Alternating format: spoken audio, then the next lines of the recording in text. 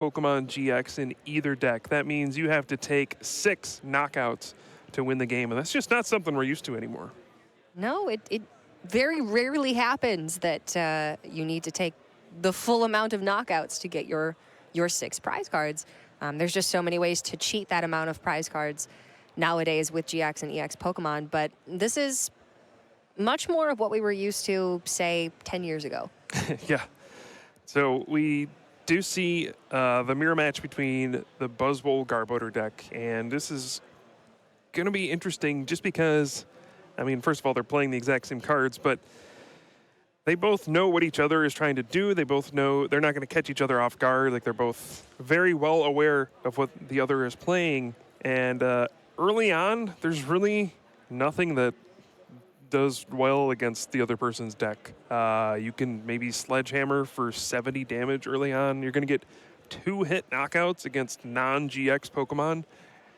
Once we hit that 4 prize threshold, things are going to start to pick up, but it's going to be pretty slow in the early goings of the game, I think. Yeah, this deck is not intended to run up against other non-GX decks. This deck has 4 Shrines of Punishment in it because it is trying to spread so much damage onto those GX and EX Pokemon and then take those quick knockouts with the 1 prize attackers, the Buzzwole and the Trashlange Garbodor in this case. But, you know, in a mirror, Shrine of Punishment, useless. There's no point in playing it other than to get it out of your hand to maybe then Abyssal Hand for additional cards because it simply does nothing. Yeah. Actually, it might be somewhat important to be the first one who plays it because you can't play a stadium of the same name. So the first person who plays it gets it out of their hand and then clogs up their opponent's hand. So I think you actually do want to get it down immediately, which it looks like Jack was able to do. Okay. There are a couple field blowers in either player's deck, but you don't really want to be field blowering away a card that does nothing. Yeah. Yeah, unless it lets you play your own to get it out of your hand. There's going to be a lot of weird plays in this matchup, things you wouldn't see usually. But I think the major card in this matchup is going to be that Trashlange Garbodor. Once there are 4 item cards in the discard pile, Trashlange can knock out anything in the opponent's deck. Everything is weak to Psychic. So Buzzwole goes down, opposing Garbodor go down. I guess Octillery needs 5 items, but once we get to 4 items, pretty much every attacker goes down to a Trashlange. So it might just be about who can use Trashlange the most. Yeah, who can use Trashlange more effectively, who can get that Garbodor in play faster, and I guess who is forced to use more item cards than their opponent, or to use the threshold of item cards before their opponent. Yeah, like, for example, Jack has only played 1 item card so far, so he's in no danger of Trashlange, whereas his opponent has played a couple already. And it looks like Jack is going to get the advantage here early on. He finds that Beast Energy and will be able to get a knockout on Remoraid, so he's going to get the first knockout. Maybe setting the pace for Just a like faster game than we were expecting, if he can keep up this pressure. Yeah, but just like that, 2 more items go in the discard, so now we're up to 3. 1 more and he's going to be in some trouble. Well, by taking this first knockout, he does sort of allow his opponent to take a knockout with that Garbodor if he's able to then bring up a Buzzwole and get that revenge knockout. And you know, assuming then that Aaron does not have a follow-up Garbodor. So by getting that first knockout, taking that first prize card, he does sort of set himself up in a position where it's okay if that happens. Yeah, it's going to be really, if you can find knockouts, you need to try to get them every turn. It might be the first person who misses ends up losing here. So Jack gets the first knockout, but if he can go Field Blower, discard the Float Stone, and then get the Trashlange Garbodor with an energy, he can respond with a knockout. It's going to be a very back and forth game, I think. We're going to see just constant knockouts if these players can find exactly what they need. But the first one who misses is going to be at a major disadvantage. The issue there being that their decks are built for disruption of GX decks. So is it going to be possible for them to disrupt each other? Well, kind of a rough hand there for Aaron. Yeah, 4 energy and Guzma. Well, at least he's got Guzma. He can take a knockout. And he gets to knock out a Trubbish, so that's a pretty big deal. limiting the scale of exactly what Jack can do. Yeah, and now we have two Buzzwole with Beast Energy facing off, but neither can really do enough damage to knock out the other. So if Jack wants to get a knockout here, he'll need to find a Guzma of his own and maybe go after Trubbish. If he can get Diancie Prism Star down, which he just did. He could Guzma take out his opponent's Trubbish and try to keep up in this race. Otherwise, he's just going to have to Sledgehammer for a 2-hit knockout, which feels gross. With that Nest Ball and that Rescue Stretcher, he does have a few item cards in that discard pile now. But important to note, both of these players are only playing 4 possible energy that Garbodor can attack with. 3 Rainbow Energy and 1 Psychic. Yeah, it's pretty low on energy, mostly because your Pokemon only need 1 energy to attack. You're basically only using Sledgehammer and then Trash Avalanche. If you're lucky enough, you can power up for a swing around, but it doesn't happen very often, which is different than a lot of these other Buzzwole decks that revolve around the non-GX Buzzwole. Most of them have used Beast Ring to try to power up for swing around, so that when you get past that Sledgehammer turn, you still have a big attack to use. But this one's all about special energy and uses Trash Avalanche in lieu of the Beast Ring, basically. We did see Sledgehammer there, and Aaron's going to keep up the Guzma assault here and take out his opponent's Trubbish. So he will go down to 4 prize cards, but that means it is Sledgehammer time. That means that Jack can get the knockout onto Aaron's damaged Buzzwole at the very least. If he has a Guzma available, he can try and take a knockout on one of the Trubbish on the bench. Looks like just has to Cynthia here. He'll certainly get a knockout this turn. Sledgehammer is going to take care of that now that there's exactly 4 prize cards, but Jack knows that the opposite is true. After he takes this prize, then his opponent gets to Sledgehammer right back. So this has been a very interesting game so far. It's still hard to tell who's really winning, especially because we are barely through this game. Both players still have to take several knockouts to come even close to winning. It's a very swingy matchup. Yes. That's for sure, back and forth. Jack playing out as many cards as he can before he uses that Sledgehammer, and that Beast Energy needs to go to the Lost Zone where it belongs. Strong Energy, Rescue Stretcher, Guzma off the top. Yeah, there is a Sycamore in hand, though. Yeah, and importantly, Aaron does find his own Buzzwole along with an energy, so he can simply Sledgehammer for the knockout. And what's with these players, Cora? Beast Energy is a Prism Star card. It goes to the Lost Zone. There we go. There we go. We got it. You just gotta, maybe we need to make another Basics of Pokemon video. This one touching on Prism cards. Yeah. I'm just glad it got resolved. Everything's fine now. All is well. So it looks like now we're past the Sledgehammer zone, and now it's time to transition into the bigger attacks. It does Jack? sort of seem like this game works in phases. You cannot dodge the Sledgehammer zone. Yeah. You have to just face it head on and try to get past it. Yeah, and Jack did power up for Swing Around, and thanks to all the strong energy and Diancie Prism Star, he actually doesn't even need to flip for Swing Around at all. And we are tied in prize cards at this point. Aaron is in the lead, but he needs to find Trash Avalanche Garbodor right now. This is a very crucial turn. He's got a fresh 7 to try and find it. There's the Ultra Ball. All right, so presumably he will be able to grab that out of his deck and keep up the pace here. And then it's going to be on Jack to respond with Trash Avalanche of his own, so it's pretty much going to be whoever misses Trash Avalanche at this point. It's going to get 1-hit knockouts every single time, and if either player misses, it's just going to be game over. Well, it's looking like if Aaron's got it in the deck here, he's already ahead on prizes. He's going to get a knockout this turn as well, and I don't know how Jack is going to be able to come back from this prize deficit. Yeah, basically he needs to hope that Aaron misses at some point. If Aaron keeps setting up Trash Avalanche Garbodor, he's going to win. But it's going to be tough. You know, he's going to get the knockout here, and if Jack responds with a trash lanch of his own, then he's only left with that one Trubbish.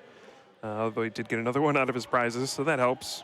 But basically, if he can every turn go put down a new Trubbish, evolve to a new Garbodor, attach an energy trash lanch for the knockout, he's going to win. But if he misses at any point, his opponent's just going to make up that prize deficit and win the game.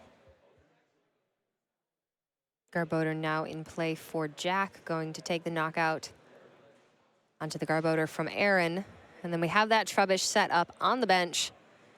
But Aaron had to Ultra Ball for that Garbodor last turn, only playing 2 in the deck. So he's going to need a Rescue Stretcher or a means of finding the other Garbodor in his deck. And I think he had one prized at the beginning of the game, too, so there's a chance. It simply isn't there. Yeah, that is a possibility.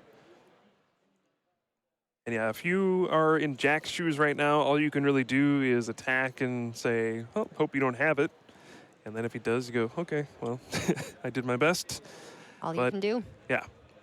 It's all it's going to come down to. The first person who does not announce Trash Lanch on their turn is going to lose. And we do see Aaron, I believe, drawing into a Professor Sycamore. All right, so you see Trash Lanch from Jack. He's going to go down to tie up the game here. And does his opponent find that Trash Lanch Garbodor here? There's a Nest Ball, but no Tapu Lele GX in the deck. Uh-oh, he grabbed a Buzzwole. That's not good. He drew into a whole bunch of supporters. Yeah, that's... Well, he does get to... I don't know if he's used Abyssal Hand yet, but he does get one card, and that's not what he wants to see. He did elect to draw with the Professor Sycamore before using the Abyssal Hand, even though he could have Abyssal Handed for, I believe, a full 4 cards. Oh, yeah, that probably would have been better. 3 or 4. Yeah. You know, wanting to obviously not have to throw away cards that he might have needed, but the only card that he really needs right now is that Trash Lanch Garbodor. Yeah. Yeah, so looks like Aaron was the first one to not say Trash Lanch, so right now he is losing. And as long as there's one more Trash Lanch Garbodor in Jack's deck, he should win this game. I mean, if he Ultra Balls for it here and plays it down, yeah, Aaron should just concede. He can't win anymore, and he does. Playing a game of Pokemon Chicken, and Aaron blinked, so Jack is going to take game number 1 here. Even though he was on the back foot just a little bit there, Aaron had taken a single prize more than Jack had. He had that Garbodor in that active spot, and if all things had gone according to plan, he would have won the game. But unable to find that second Garbodor, whether it was prized or still in the deck, and he just didn't have access to it, you know, however it happened, he didn't have it, and he's going to go down to an 0-1 record here in the series. Yeah, the Trash Lanch Garbodor is one of the most interesting cards because it is probably the most common card that presents kind of that checkmate situation. I can't tell you how many times I've seen just a board state where my opponent has 2 Trash Lanch Garbodor with Psychic Energy on them. And I'm just like, I can't win anymore. There's nothing I can do. I can't end my opponent. I can't knock out both of them in the same turn. So I am going to get Trash Lanch next turn for however many hundreds of damage.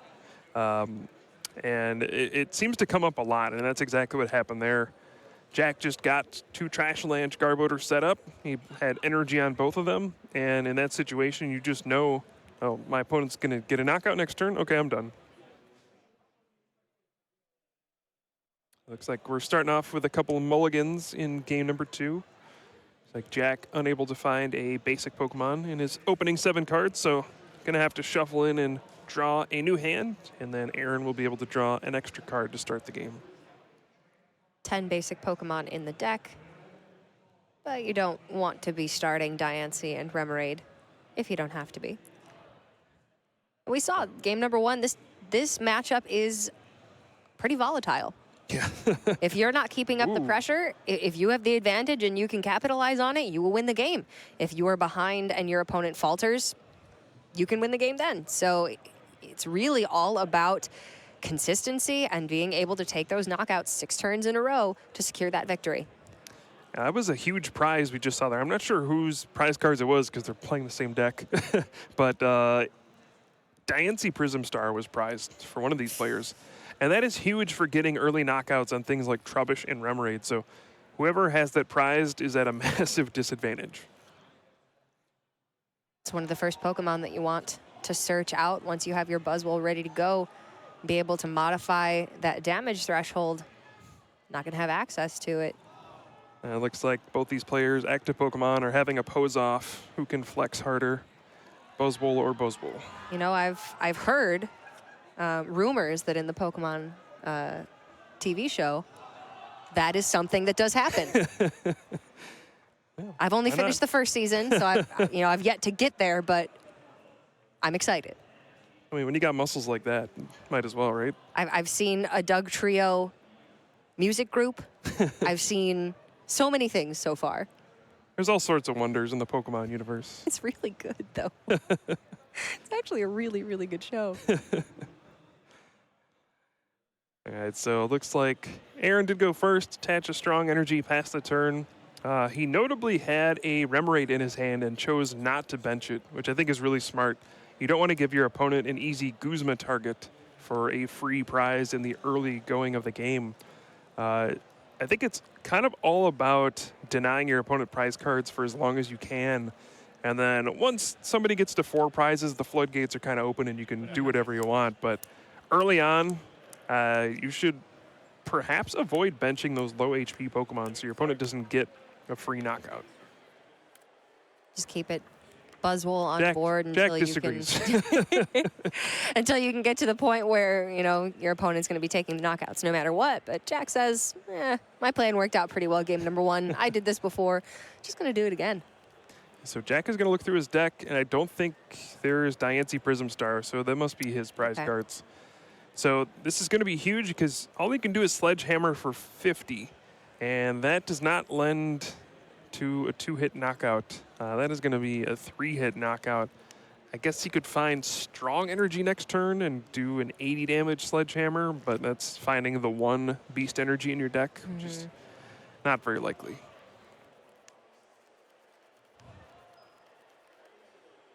Sycamore from Aaron. Yeah, and he attaches Floatstone to the active Buzzwole. I thought he might... Oh, this could set up later for him to retreat after it's taken a couple hits from Sledgehammer and, again, trying to deny his opponent a prize card. But for right now, he's just going to Sledgehammer for 70. Also does not have Diancie Prism Star in play, so some pretty weak Sledgehammers. Not what I'm used to seeing. No, but what he does have is at least the setup for the 2-hit knockout there on Jack's Buzzwole with that second strong energy equipped. Jack, however, is still going to be a little bit short of that threshold and doesn't even want to leave his Buzzwole in the active right now because he knows it's just going to get knocked out. Yeah. Something kind of funny here. When you bring a brand new deck to a tournament like this one, even though all the cards, most of the cards for this deck existed before Celestial Storm, really the only new card is Shrine of Punishment. This was not a deck that was played really at all.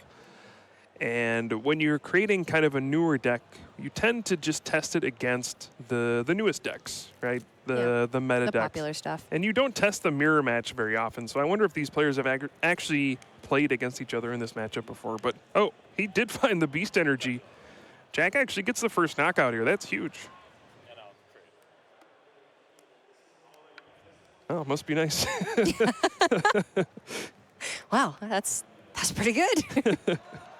Again, setting himself up for success in this matchup. And yeah, I would agree with what you said. I think that certainly playing the deck and knowing the deck inside out gives you a certain amount of knowledge of how it should operate in the mirror, but you're not expecting to run up against your small practice group. Yeah. Necessarily. I mean, ideally you do. Ideally you all go undefeated, you end up playing against each other, and that's great. You'll cross that bridge when you come to it because at that point you've probably already qualified. But you're really not expecting this. All right, so on this turn, Aaron really needs to find an energy. And not just any energy. I don't think a rainbow does it. He needs to find a strong or a beast energy If not, he's going to miss the knockout here, and Jack's going to have an opportunity to take a huge lead in this game. So this is a big abyssal hand for 5 cards. There's a rainbow. I believe Aaron is down 2 strong energy already. Yep. Nope, that's not a knockout. Jack just assumed it was a knockout. But that is 50 damage, 10 short of taking down this Buzzwole. Oh, that's unfortunate. And you know what Jack has? He has strong energy. And he's got that Trash Lunch Garboder as well. Yep. And all he has to do is attach and use that swing around, and he can take another knockout, taking a 2-prize lead, which is crucial in this mirror match. We did see Jack come back from a bit of a deficit in the first game of the series, but it wasn't this much of a deficit. Aaron just getting off to a bit too slow of a start, and well, key, Jack being able to find that beast energy to take that knockout last turn. Had that not happened, Aaron would have had a lot more time to get his setup correct in this matchup, but because Jack did find that beast energy, he's just going a little bit too fast for Aaron. Yeah, and Jack is going to continue to set up his board. He now is going to have 2 Trashalanche Garboder already. And really all he needs the rest of the game is energy to kind of close this out. He's going to take the swing around knockout here, go down to 4 prize cards, and then you got to think his opponent's going to Sledgehammer, and then he could Trashalanche, and then next turn he can Sledgehammer, and he's just going to be ahead for the rest of the game, and he has that Octillery out to Abyssal Hand, and basically everything he could ever want. Yeah, he's pretty got much. it. As long as he doesn't get unlucky from this point, you know, he could certainly miss finding a rainbow energy or a psychic energy and miss a knockout at some point. In fact, this next turn is going to be the big one. If you ever get stuck at 4 prizes, it feels awful. Like when your opponent goes Sledgehammer and then you take your turn and you're like, I can't take a prize. You're like, oh, I get to Sledgehammer again? Oh, this does not happen much. Yeah, that's when you usually lose the game. It's like your birthday. Twice. Well, as long as Jack can avoid that unfortunate situation, it should be relatively smooth sailing for him here. And we can see a rainbow energy in hand for him. So Aaron without, you know, an N or something, well, pretty much just N to disrupt that rainbow energy in hand. Jack is going to have the attachment for that Garboder. Aaron does find strong energy, so he'll be able to Sledgehammer for maximum damage here. His opponent is that exactly 4 prize cards, so that's going to work out just fine for him. And he'll take his first knockout. We have to assume that there are enough item cards in Aaron's discard pile for this Garboder to take a knockout, especially since Buzzwole is weak to Psychic. Yeah, I think so. But we don't know for sure. I am pretty sure. Now we know for sure. All right, so Jack does find the crucial rainbow energy on that turn, and now Aaron is going to be way behind in this game. He's going to need to find his own Trashalanche Garboder, which he does. He'll be able to keep up at the very least. But he's just in such a bad spot. He can take this knockout. Now his opponent can just Sledgehammer because now he's at 4 prizes. And he's already got another Trashalanche Garboder waiting. If Jack can simply keep putting Trubbish and Garboder into play and attach energy every turn, the very basic things of playing Pokemon, he will end up going 6-0. And you know, we haven't even mentioned this. Whoever wins this match advances to day 2. This is it. This is a win and in. If you get to 6 wins, you're done for today. You get to go celebrate and prepare for the World Championships day 2.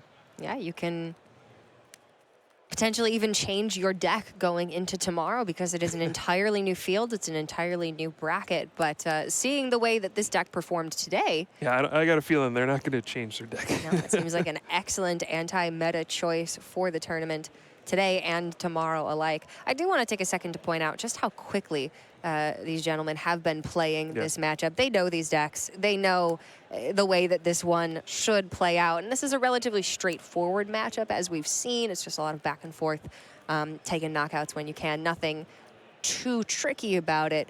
But I think it really speaks to the level of preparation here. Yeah.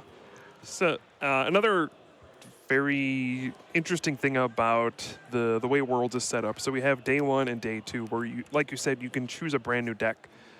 So day 1, you kind of watch the field, right? Like, you watch out to see if there are any crazy decks that pop up. And I think in this situation, we saw it a little bit last year. People are going to look around and say, oh, this Buzzwole Garbodor deck with no GX Pokemon, it dominated the first day. And now players who are in day 2 are going to be like, oh, I should tech against that deck. You might see more people play this deck, or you might see people play decks directly trying to counter it. And it's really going to affect how the second day shapes up. What are the chances these guys have been testing 2 anti-meta decks that are very, very different? One to counter the expected field and one to counter the counter for this deck. It's deep. Now there's the thought. There's one year at the World Championships where we had this weird cycle of, it was a Virizion Genesect deck, and then there was the direct counter to it, the Pyroar deck, where basic Pokemon couldn't hurt it. And at the National Championships, the Pyroar deck ended up doing very well. So then heading into the World Championships, everyone's like, oh, I got a tech for the Pyroar deck. And then everybody forgot about the original deck, Virizion Genesect. And so the people who played that deck just crushed everybody else. You're telling me it was a grass, fire, water scenario? Almost, Something yeah. similar. Yeah, Or rock, paper, scissoring. Yeah. It's an RPS situation. Yeah. There's a lot of metagaming going on. All right, so Jack Trashalanches yet again goes down to a single prize card, and as long as he can find one more energy, he is going to win and advance to day 2 here at the World Championships. Aaron is going to need to find an N at this point, and probably a rescue stretcher to get back his Trashalanche Garbodor, and I don't think he has either one of those. If he could take this knockout on the Garbodor and then restrict the amount of cards in hand for Jack, there's a chance that he could come back from this one. Yeah, and you could see Jack cannot believe it. Oh. He is 6-0, and he advances to day 2 at the Pokemon World Championships here in Nashville. Congratulations, Jack. You are the first one to move on to day 2. What an incredible performance with a deck completely out of left field for Jack Miller. And Aaron Kolk will still have another couple of rounds to secure just one more victory to meet his friend and practice partner in day number 2.